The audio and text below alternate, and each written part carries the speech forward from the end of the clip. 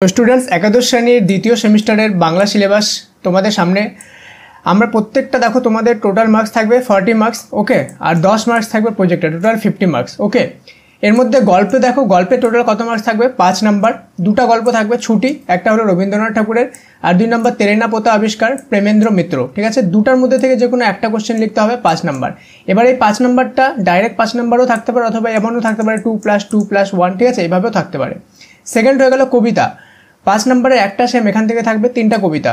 ভাব সম্মিলন বিদ্যাপতি, লালন শাহ ফকিরের গান, লালন শাহর লেখা, নুন জয় গোস্বামীর লেখা। এবার চলে আসবো নাটক। দেখো একটা কথা বলে দিই, তোমাদের কিন্তু এবার কোশ্চেন খুবই টাফ হবে, ঠিক আছে, সেকেন্ড সেমিস্টারে। কেন কি ব্রড কোশ্চেন লিখতে হবে, আর প্রচুর বড় ভাস্ট সিলেবাস দিয়ে দিয়েছে তোমাদের, ঠিক আছে। তো তোমাদেরকে আমি রেকমেন্ড করবো যে এখন থেকে প্রিপারেশন শুরু করে দাও, ঠিক আছে, যাতে অ্যাটলিস্ট তোমাদের কোশ্চেন অ্যান্সার না পড়লেও এখন থেকে গল্প কবিতা এগুলো ভালোভাবে পড়ে রাখো 3-4বার করে, তাহলে কিন্তু প্রচুর হেল্প হবে তোমাদের। মাত্র 4 থেকে 5 মাসের মধ্যে কিন্তু সম্পূর্ণ তোমাদের কমপ্লিট করতে হবে, ঠিক আছে। যার জন্য তোমরা সাফল্য ফর ক্লাস 11 অ্যাপটা না ইনস্টল করে থাকলে প্লে স্টোর থেকে ইনস্টল করে নাও। সেখানে আমরা কিন্তু অলরেডি আপডেট নিয়ে এসেছি, ওকে, যেখানে তোমরা সেকেন্ড সেমিস্টারের কিন্তু সব কবিতা গল্প সব কিছু পেয়ে যাবা, ঠিক আছে। এবং ইংলিশের তো সেগুলো বাংলা মানে সহ পেয়ে যাবা, ঠিক আছে। যার জন্য ইনস্টল করে নাও। আর যদি তোমরা 3-4 দিন পরে ভিডিওটা দেখছো তাহলে কিন্তু অলরেডি আপডেট চলে এসেছে। আর যদি ভিডিওটা ছাড়ার সঙ্গে সঙ্গে দেখছো তবুও অ্যাপটা ইনস্টল করে রাখো, 3-4 দিনের মধ্যে আপডেট পেয়ে যাবা, ঠিক আছে। নাটক থেকে থাকবে আগুন বিজন ভট্টাচার্যের লেখা। এরপর চলে আসবে পূর্ণাঙ্গ সহায়ক গ্রন্থ, যেটা পঞ্চতন্ত্র থেকে থাকবে তোমাদের সৈয়দ মুস্তফা আলীর লেখা।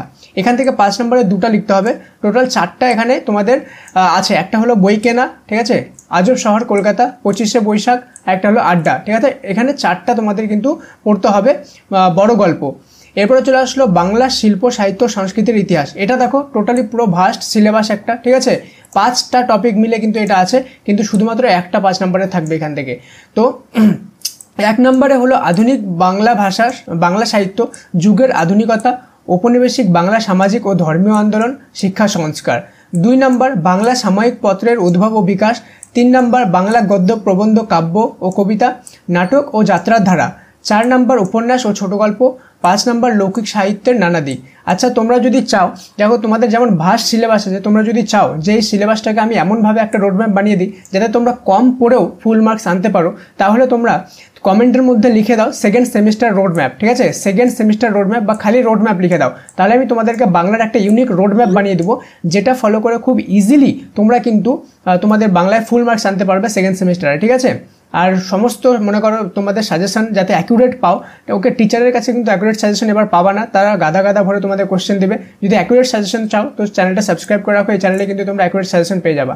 এবার দেখো প্রবন্ধ রচনা 2 রকমের থাকবে, একটা লিখতে হবে 10 নম্বরের মানস মানচিত্র অনুসরণে, ওকে, আরেকটা হলো বিতর্কমূলক প্রবন্ধ, ঠিক আছে। মানস মানচিত্র অনুসরণে মানে কি, মানে এই ধরনের একটা মাঝখানে বানানো থাকবে, ঠিক আছে, এখানে একটা টপিক লেখা থাকবে, এদিকে একটা পয়েন্ট বানানো থাকবে, এদিকে একটা পয়েন্ট বানানো থাকবে, এইভাবে 3-4টা পয়েন্ট বানানো থাকবে। এবং এই যে পয়েন্টগুলো আছে এই পয়েন্টগুলোকে নিয়ে পয়েন্ট ধরে ধরে তোমাকে তার উপর কি একটা রচনা লিখতে হবে, একেই বলে মানস মানচিত্র, ঠিক আছে।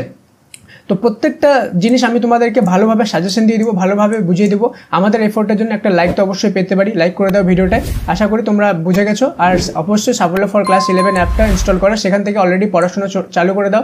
বইয়ের আশায় বসে থাকবে না, বই কবে আসবে সেটার আশায় কিন্তু বসে থাকলে চলবে না, ঠিক আছে। দেখা হচ্ছে পরে আরেকটা ইন্টারেস্টিং ভিডিওতে, ততক্ষণ পর্যন্ত মন দিয়ে একটু এনজয় করো প্লাস পড়াশোনা করো। Thank you so much, may God bless you all.